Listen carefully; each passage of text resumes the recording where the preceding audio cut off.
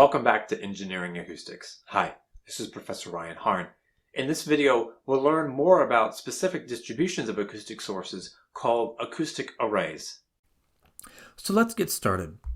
So far, we've introduced the idea of a superposition of simple point sources as a way of modeling general sound sources. But in fact, in many applications, the distribution of the sound sources is central to the sound radiation and reception properties. These are called acoustic arrays, when acoustic sources or receivers are specifically grouped together to be used in their combination. And sources could include speakers or ultrasonic emitters, and the receivers could be microphones, hydrophones, or ultrasonic sensors. Due to acoustic reciprocity, the acoustic array design is constant for the same receiving and transmitting function, but the shapes can be quite different. For instance, acoustic arrays used for sensing, microphones are oftentimes placed in spiral groups. We see them here as sketched out in these lines, and so on and so forth. Loudspeaker arrays are oftentimes used in real-time audio reproduction at concerts and at sporting events. These help to project sound uniformly to the audience and suppress it when projected elsewhere out into the field. Ultrasonic probes are used for imaging and cancer treatment, and the positioning of these ultrasonic emitters or receivers is central to their properties. And hydrophone arrays, used to monitor for national security and defense purposes, inasmuch as they're used to monitor ecological activity. Their positioning and the length and the use of these hydrophone arrays is central to their function. So how do we extend what we've studied so far for the far-field source radiation of a point source pair for an arbitrary number of these sources? And in this case, we'll consider periodically distributed point sources in this line arrangement, where we number the central point sources as having lower numbers, 1, 2, 3, 4, and so on. How does our analysis and our results, how do they compare to the case where we have a greater number of these point sources? The most elementary of acoustic arrays is called the line array. This involves n point sources equally distant along a line. Sound radiation to the field point is then determined as the pressure located with respect to the center of this line array. And here we'll study an equal spacing, where all of the points are spaced by a distance d. But this is not required in practice, and in fact, it is not often used in practice for a number of focusing and beam steering reasons that we can discuss soon. So let's understand how to determine the sound radiation or reception from a line array. So for point 0, we have that the acoustic pressure would be A on R, where we choose the real notation for A to simplify the analysis, and then EJ omega T minus KR. And using the same principle that we've used before regarding the different distances between the other sources in a sequence or pair of sources, we have these distances that exist, and so on and so forth for all of the point sources. So in a similar way as we had before for the pair, point source -1 has acoustic pressure, complex acoustic pressure for the point source -1 is A on R E to the J omega T minus K of R plus d sine theta. This is an approximation for the geometric far field.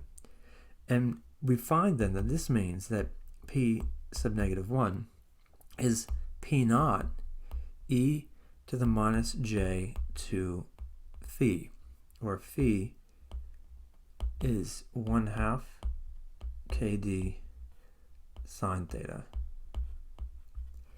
So if we apply this technique for all of the point sources, all of the n point sources, we find that the sum, the acoustic pressure at r theta and for all time is equal to the acoustic pressure at the point 0 multiplied by an infinite series, or an n-entry series, where we have minus j for phi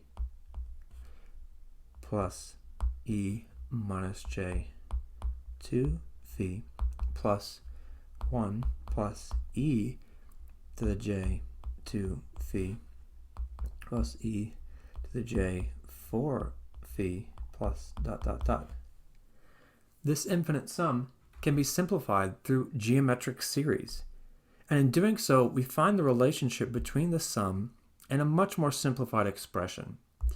We find that the acoustic pressure at the field point is equal to n times the acoustic pressure transmitted from the central source multiplied by this factor sine of n times phi divided by n times sine of phi.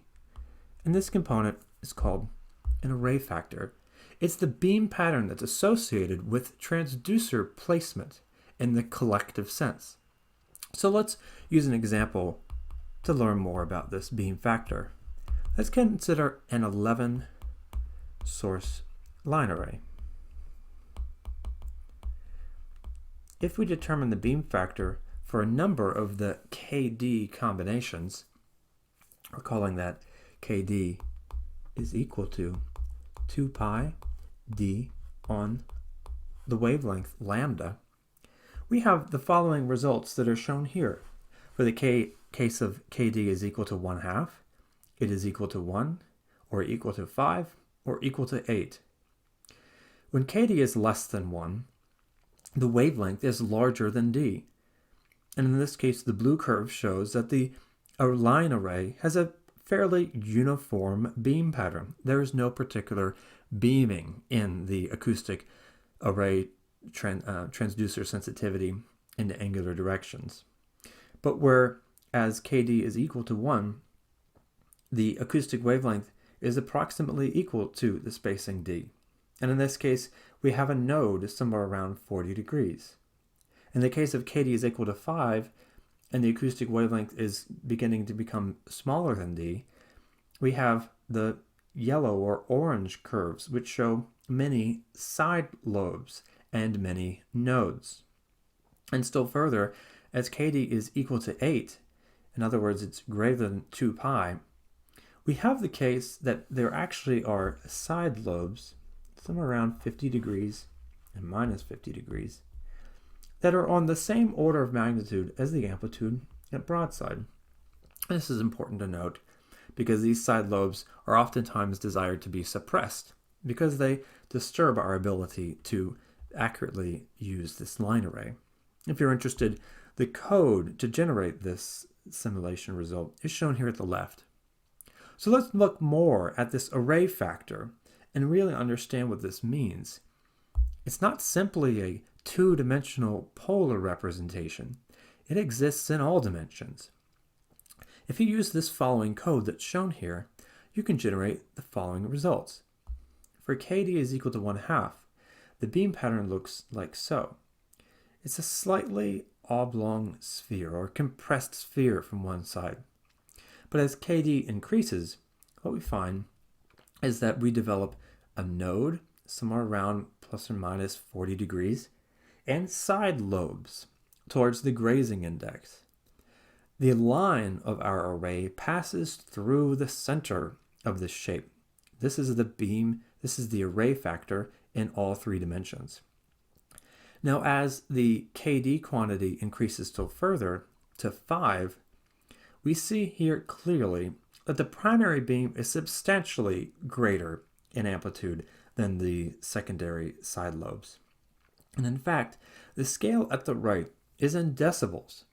So a 20 decibel difference is 100 times difference in pressure amplitude.